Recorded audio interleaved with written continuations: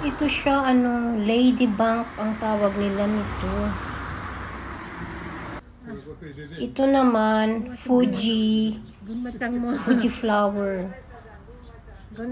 Malapit to sa company ko. Bahay lang to siya. Yay. Gunmachang, hi. Nadaanan ko bahay. Kaya, kinunan ko ng video. Gunmachang tutto. Kausap ko, kasama kong Haponesa na, tapos, yung may-ari ng, bahay na yan, lumabas. Nakita niya kung kinunan ko ng video, tapos sabi niya, sige kuha ka, walang problema. Kaya pumasok ako dyan sa nila, dyan sa harap nila. Kasi may dyan, may coral. Pumasok ako. Ang ganda tulog ko. Fuji flower. Isang puno lang yan, tapos ang daming sanga. Yung kasama kong Haponesa naman, sabi niya, Turita, nakunan ko na ba daw? Hindi niya alam na video. Akala niya picture lang.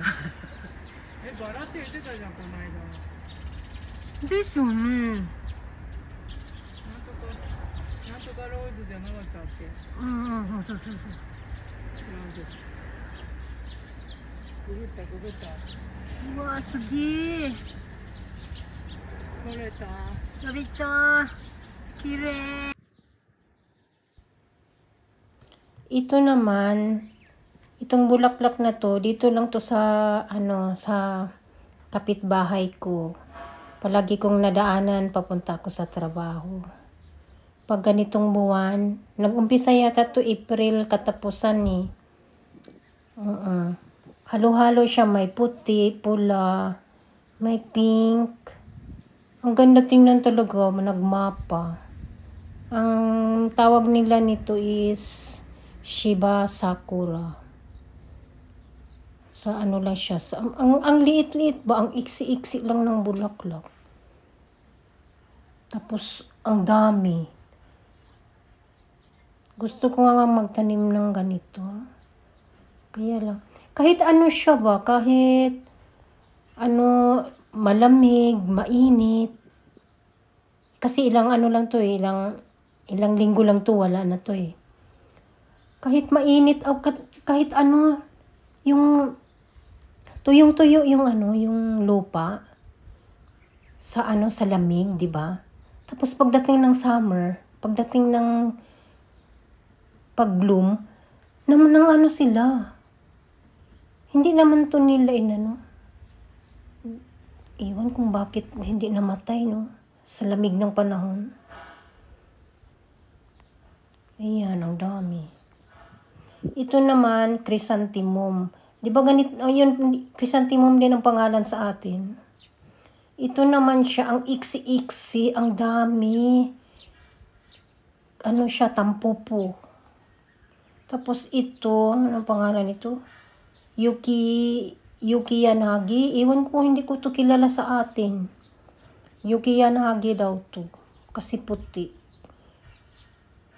To siya, may malaking kahoy. May ganyan lang kasi pinuputulan na nila. Kaya ganyan lang. Ang ganda tingnan ba? Lahat puti. Kaya lang ako nahuli na akong kumuha ng video na to kasi ayun may mga dahon na. Huli na akong nangmulaklak sa tabi-tabi. Hi, hello everyone. Ang vlog ko ngayon ay various flowers, mga sari-saring bulaklak sa tabi-tabi. Mga bulaklak na nadadaanan ko papuntang company araw-araw. Nakikita ko sa tabi-tabi.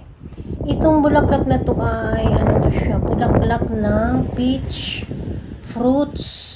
Ito yung bulaklak, pare-pareho ng bulaklak sa sa sakura. Akala ko nga sakura to eh. Akala ko ay cherry blossom. Yeah. Hindi pala. Ito naman siya, para din siyang cherry blossom. Isang puno lang to siya, pero yung bulaklak niya may pula, may puti. Ito siya cherry blossom. Early morning kasi to kaya maitim na ano ako sa umarap ako sa ano sa sikat ng araw kaya maitim siya. Parang kakaumpisa lang yata ito kinunan ko. Ito siya umi flower. Ito pa yung isa na yukinagi na nakuha ko. Dito to sa malapit sa bahay. Nakikita ko rin. Ito ang daming mga bulaklak talaga na mga paisa-isang klaseng bulaklak lang ba sa mga kapitbahay. Kinunan ko. Akala nila picture lang. Akala mo alam niyo yung mga Hapon pag sinasabi na ang ganda ng mga bulaklak ninyo. Sila na mag-offer sa'yo na, sige, kunan mo ng picture, kunan mo, gumaganon sila. Pag parang nasiyahan sila pag sinasabi mo, ang ganda ng mga bulaklak mo, ganon. Hindi nila alam yung intention ko na nagwa-whitey. I-post ko sa whitey. Agoy, Ginoo, Dolor. Kung ano yung madaanan ko, pa isa-isa, kahit pa isa-isa lang, binibidyohan ko. Ito naman, umuulan, kinunan ko ng video. Sa Japanese name is Muko Rose. Muko Rose daw to eh. Sabi ng kasama kong Hapon. May kasama kasi ako Haponesa. Muko Rose daw sabi niya. I-google ko pa sana eh. Mega love shout out pala sa lahat na andito, lahat na nag-support, especially Team Heart. Thank you so much sa inyong lahat na nandito ngayon. Thank you. Bye-bye.